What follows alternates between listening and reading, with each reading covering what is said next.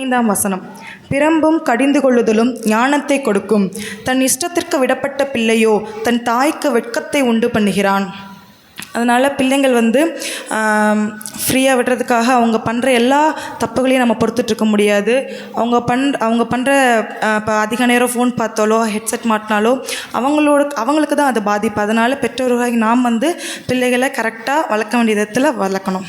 கர்த்தருக்கு ஸ்தோத்திரம். அடுத்து இன்றைக்கு நம்மளோட மத்தியில் கர்த்தருடைய வார்த்தையை பகிர்ந்து கொள்ள மலர்விழி அவர்களே முன்பாக அழைக்கிறேன்.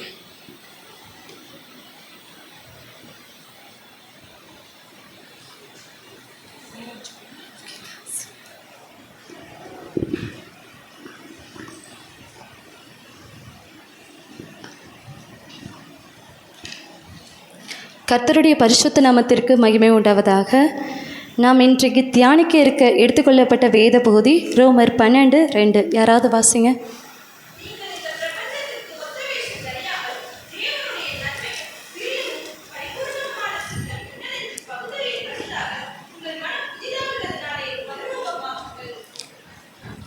ஆரம்பத்தில் அந்த ரோமர் 12:2 எடுத்தோடனே என்ன போட்டிருக்கு அப்படின்னா, நீங்கள் இந்த பிரபஞ்சத்திற்கு ஒத்த வேஷம் தெரியாமல் தேவனுடைய நன்மையும் பிரியமும் பரிபூரண சித்தம் இன்னதென்று பகுத்தறியத்தக்கதாக உங்கள் மனம் புதிதாகிறதினாலே மறுரூபங்கள். எடுத்தோடனே என்ன போட்டிருக்குன்னா, நீங்கள் இந்த பிரபஞ்சத்திற்கு ஒத்த வேஷம் தெரியாமல். அதாவது நம்ம கர்த்தரால் பாவத்திலிருந்து மீட்கப்பட்டு அவருடைய பரிசுத்த இரத்தத்தினால் ரட்சிக்கப்பட்டிருக்கிற ஜனமாகிய நாம் இந்த உலக காரியங்களுக்கு ஒத்து போகிற ஜனமாக இருக்கக்கூடாது. ஏன்னா ஆண்டவர் நம்மளை அந்த உலகத்துக்கு மறிச்சு இருந்த நம்மளை தான் ஆண்டவர் உயிர்ப்பித்து அவருடைய சொந்த ஜனமாக அழைச்சிருக்காரு. நம்ம அவரால் தெரிந்து கொள்ளப்பட்ட பரிசுத்தமான ஜபனம். உலகத்தான் வாழ்கிறது போல் நம்ம வாழவே கூடாது. ஏன்னா ஆண்டவர் எல்லார காட்டிலும் அவருடைய விசேஷமான பிள்ளையாக நம்மளை தான் எடுத்து பயன்படுத்துகிறாரு. அதனால் நம்ம எப்படி வாழக்கூடாதுன்னா, அந்த உலகத்தான் வாழ்கிறது போல் நம்ம வாழக்கூடாது. தேவனுடைய ராஜ்யம் பேச்சில் அல்ல பலத்தில் இருக்கிறது நம்ம வாசிச்சிருக்கோம்ல. தேவராஜ்யத்தில் பேச்சில் அல்ல பலத்தில் இருக்குது அப்படிங்கிறது நம்ம நடைமுறை வாழ்க்கையில் என்ன பண்ணிடுறோம் அப்படின்னா, உலக காரியங்களுக்கு ஒத்து போயிடுறோம். ஆண்டவருக்காக நம்ம என்ன பண்ணுறது கிடையாதுன்னா, உறுதியாக நிற்கிறதில்ல. ஏதோ ஒரு விஷயத்தில் மனுஷன் இப்படி சொல்கிறான், இல்லை ஊர் இப்படி சொல்லுது அப்படிங்கிற காரியத்துக்கு நம்ம என்ன பண்ணிடுறோன்னா ஒத்து போயிடுறோம். அப்படி போகக்கூடாது. உலக காரியங்களுக்கு உடன்படாமல் தேவ பலத்தில் உறுதியாக வாழ்ந்து காட்டிய சிலரை குறித்து நம்ம அறியலாம். முதல்ல நம்ம தானியேலை ஆண்டவருக்காக வாழ்ந்து காட்டின ஒரு மனுஷனாக பார்க்கலாம். இன்றைக்கி நம்ம எடுத்துக்கொண்ட தலைப்பு என்னன்னா, உலகத்தோடு ஒத்து போகாத கிறிஸ்தவர்கள். அதுக்கு முதல்ல நான் சொல்ல வர்றது யாருன்னா, தானியேல் ஒரு நல்ல எக்ஸாம்பிள்னு சொல்லலாம். தானியேல் புஸ்தகம் 1 அதிகாரம் 8வது வசனம். யாராவது வாசிங்க.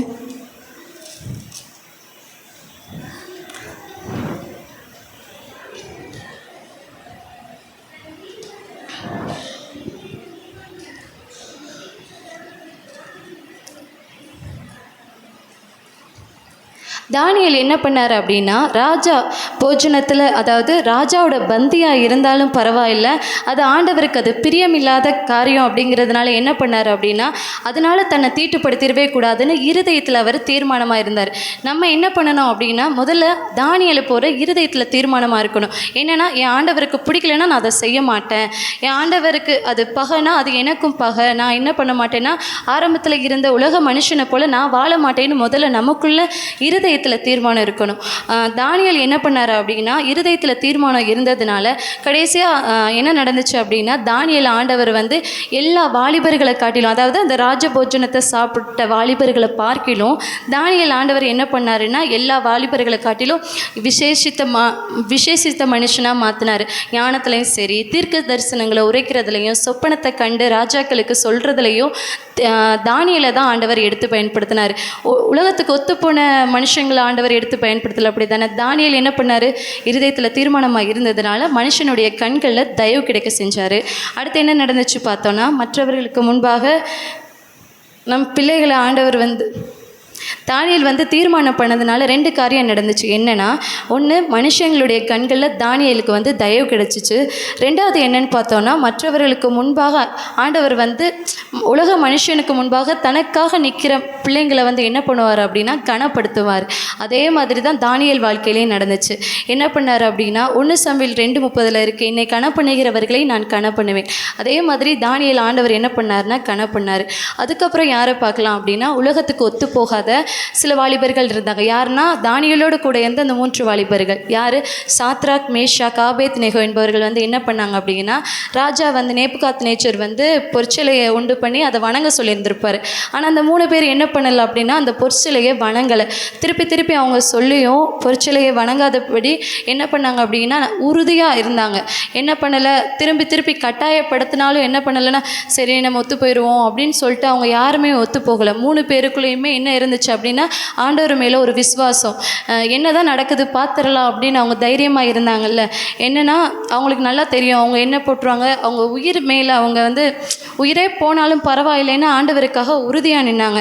கடைசியில் என்ன நடந்துச்சுன்னு பார்த்தா அக்கினி சூளையில் இருந்த ஆண்டவர் வந்து அந்த 3 பேரையும் எந்த ஒரு பாதிப்புமே ஏற்படாதபடிக்கு ஆண்டவர் வந்து பாதுகாத்தார். நம்ம கையில் தான் இருக்குது. நம்ம ஆண்டவருக்கா உலகத்தோடு ஒத்து போகிறதும் ஒத்து போகாமல் இருக்கிறது நம்ம கையில் தான் இருக்குது. எதுவும் நம்மளை மீறி நடந்துறது கிடையாது, அப்படி தானே? நம்ம என்ன சொல்கிறோம் அப்படின்னா நம்மளை சுற்றி இருக்க சூழ்நிலையை வந்து பழைய தூக்கி அது மேலே போட்டுரும். என்னென்னா இப்படி இருக்க சூழ்நிலை, ஏன் சூழ்நிலை ஆண்டவருக்கு தெரியும் அப்படின்னு சொல்லிட்டு நம்ம சின்ன காரியங்களுக்கு ஒத்து போக ஆரம்பித்து எல்லா காரியத்துக்குமே அப்படியே உலகத்தான் வாழ்கிறது போல் நம்ம வாழ்ந்துக்கிட்டு இருக்கோம். ஆண்டவர் வந்து அதை எதிர்பார்க்கலை நம்மள்கிட்ட. ஆண்டவர் நம்ம ஒரு பிரகாசமான வெளிச்சமாக இருக்கணும், இருளில் இருந்து தான் நம்மளை மீட்டு ஆண்டவர் கொண்டு வந்திருக்காரு. ஆனால் நம்ம என்ன பண்ணிக்கிட்டு இருக்கோம்னா இன்னும் இருளையே தேடி அந்த உலக வாழ்க்கையே தேடி ஓடிக்கிட்டு இருக்கோம். நம்மளை ஒரு வெளிச்சமான பாத்திரமாக எடுத்து பயன்படுத்தணும்னு நினைக்கிறார். நம்மள்ட்ட இருக்க வெளிச்சம் மற்றவங்களுக்கு போகணும்னு தான் ஆண்டவர் நம்மளை வந்து தம்முடைய பரிசுத்தமான ஜனமாக தெரிந்தெடுத்திருக்கிறார். அடுத்து என்னென்னா தானியேலே என்ன பண்ணியிருப்பார் அப்படின்னா தரியு ராஜா காலத்தில் தானியேல் என்ன பண்ணியிருப்பார் அப்படின்னா தானியேலை வந்து அந்த தரியு ராஜா வந்து 120 தேசாதிபதியை கவனிக்கிறதுக்கு 3 பிரதானிகளை ஏற்படுத்தியிருந்திருப்பார். அந்த 3 பிரதானிகளில் ஒருத்தவங்க தான் தானியேல். அப்போ தரியு ராஜா வந்து தானியேல்கிட்ட வந்து ஒரு விசேஷித்தமான ஆவி இருக்கிறத வந்து பார்த்துருப்பார். விசேஷித்த ஆவி என்னென்னா தானியேல் வந்து எப்போதும் ஆண்டவரோடு உறவாடிக்கிட்டே இருப்பான். அவன் என்ன பண்ண மாட்டான் அப்படின்னா உலக காரியங்களுக்கு உடன்பட்டோ இல்லை உலகத்தான் வாழ்கிறது போலேயோ வாழாமல் அவன் என்ன பண்ணியிருந்தான் அப்படின்னா எப்போதுமே அவன் எப்படி ஜெபம் பண்ணிட்டு வந்தானோ அதே போல் ப்ரேயர் பண்ணிக்கிட்டே வருவான். அந்த பேலன்ஸ் இருக்க அந்த தேசாதிபதிகளும் பிரதானிகளின் தலைவனும் என்ன பண்ணியிருந்தாங்க அப்படின்னா தானியேலை எப்படியாவது குற்றப்படுத்தணும், தானியேலை எப்படி குற்றப்படுத்த முடியும் அப்படின்னு சொல்லிட்டு நிறைய காரியம் தேடி பார்க்குறாங்க. ஆனால் தானியேலை குற்றப்படுத்துறதுக்கு எந்த ஒரு இதுவுமே இல்லை. ஏன்னா தானியேல் வந்து தன்னுடைய வாலிப நாட்களில் இருந்தே எதுவுமே தன்னை தீட்டுப்படுத்தாத படிக்கு சுத்தமாக வாழ்ந்துக்கிட்டு இருக்கான்.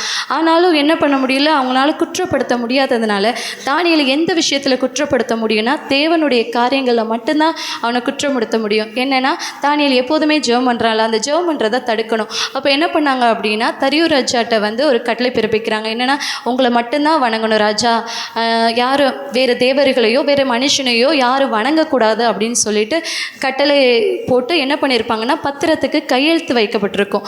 அப்போ பத்திரத்துக்கு கையெழுத்து வைக்கப்பட்டதுன்னு தெரிஞ்சு தான் தானியேல் என்ன பண்ணார் அப்படின்னா பல கனிகள் திறந்திருக்க தன் வீட்டுக்கு போய் பல கனிகள் திறந்திருக்க எருசலேம் தேவாலயத்தை நோக்கி ப்ரேயர் பண்ணியிருப்பார்.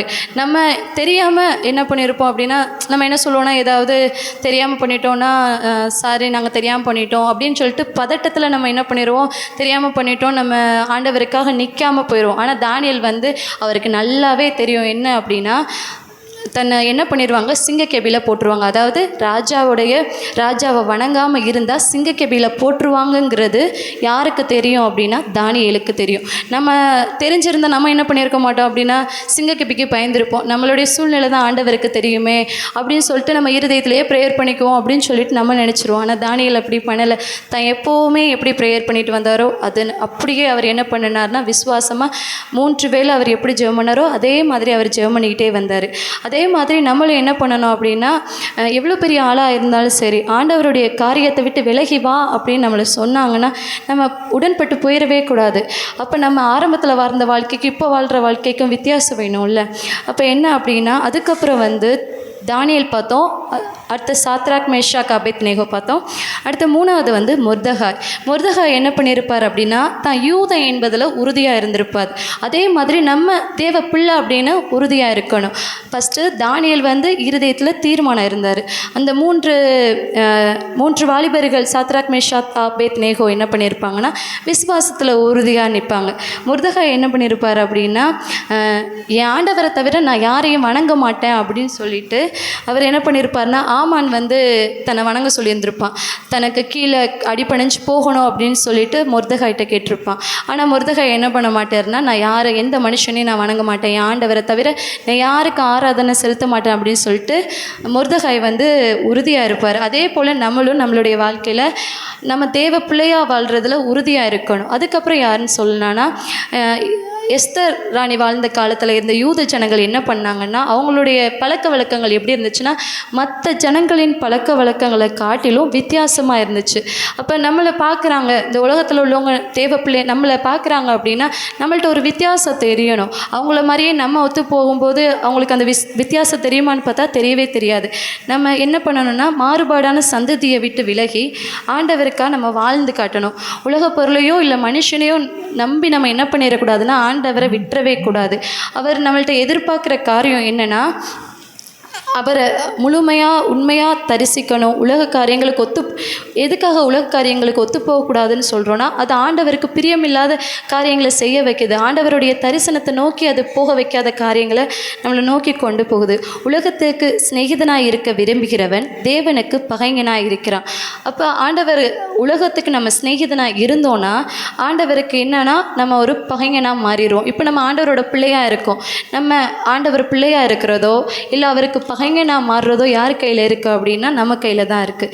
உலகத்தில் உள்ளவைகளிலும் அன்பு கூறாதிருங்கள். ஒருவன் உலகத்தில் அன்பு கூர்ந்தால் அவனிடத்தில் பிதாவின் அன்பு இல்லை.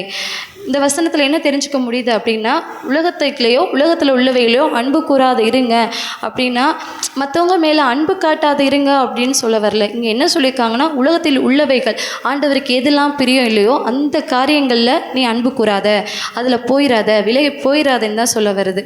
இங்கே இப்போ நம்ம என்ன தெரிஞ்சுக்கிட்டோம் அப்படின்னா எல்லாரும் சாப்பிட்டாங்க, ஆனால் தானியேல் என்ன பண்ணலைன்னா சாப்பிடலை. ஏன்னா அது தானியேலுக்கு தெரிஞ்சிருக்கு ஆண்டவருக்கு அது பிரியம் இல்லை, அதனால அவர் சாப்பிடலை. எல்லாருமே அந்த ராஜாவை வணங்கினாங்க. யார் அப்படின்னா ஆமானை வணங்கினது, அதுக்கப்புறம் அந்த பொற்சிலையை வணங்கினது. எல்லாருமே என்ன பண்ணாங்க அப்படின்னா ஆண்டவரை விட்டுட்டு இந்த பொற்சிலையை வணங்குன்னு சொன்னாலும் என்ன பண்ணிட்டாங்கன்னா எல்லாருமே அதை நோக்கி போயிட்டாங்க. ஆண்டவருக்காக நின்றது தானியேல், அடுத்து சாத்ராக் மேஷாக் அபேத்நேகோ இவங்க எல்லாருமே வணங்கலை. அடுத்து வந்து மற்ற ஜனங்களுடைய பழக்க வழக்கங்களை காட்டிலும் இந்த ஜனங்களுடைய பழக்க வழக்கங்கள் விகற்பமாக இருந்துச்சு. விகற்பம் அப்படிங்கிறது வித்தியாசமாக இருந்துச்சு. அதே போல் நம்மளுடைய பழக்க வழக்கங்கள் வித்தியாசமாக இருக்கணும். நடைமுறை வாழ்க்கையில் நம்ம எப்படி வாழ்ந்து காட்டுறோங்கிறதுல தான் இருக்குது நம்ம ஆண்டவருக்கு பிரியமான பிள்ளைங்களா என்பதை வெளிப்படுத்துகிறதா இருக்குது. நம்மளும் என்ன பண்ணணும் அப்படின்னா ஆண்டவருக்கு ஒரு ஸ்டெப் முன் வைக்கணும். என்னென்னா நான் செய்ய மாட்டேன், உடன்பட மாட்டேன், எந்த காரியத்துக்கு ஒத்து போக மாட்டேன், என் ஆண்டவருக்கு பிரியம்லாம் எனக்கும் பிரியம் இல்லை அப்படின்னு சொல்லி நம்ம வாழ்ந்து கட்டணும். நன்றி.